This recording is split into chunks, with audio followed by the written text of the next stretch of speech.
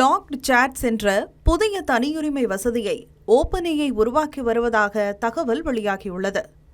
Android செயலியின் சமீபத்திய பதிப்பில் கண்டறியப்பட்ட இந்த அம்சம் குறிப்பிட்ட ChatGPT உரையாடல்களை பின் அல்லது கைரேகை அங்கீகாரம் மூலம் பூட்டுவதற்கு அனுமதிக்கலாம். தற்போது தனிப்பட்ட தகவல்களுடன் பேச விரும்புபவர்கள் டெம்பரரி சாட் வசதியை பயன்படுத்தலாம். ஆனால் அதில் உரையாடல் வழக்கமான சாட் ஹிஸ்டரியில் தோன்றாது.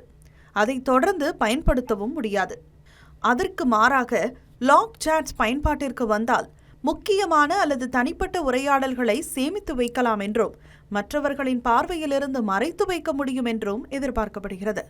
தனிப்பட்ட உரையாடல்கள் சைட் பார், ஹிஸ்டரி மற்றும் சர்ச் ரிசல்ட்ஸில் இருந்தும் மறைக்கப்பட்டு பின் அல்லது பயோமெட்ரிக் ஆத்தென்டிகேஷன் மூலம் மட்டுமே அணுகக்கூடியதாக இருக்கலாம் என்றும் கூறப்படுகிறது.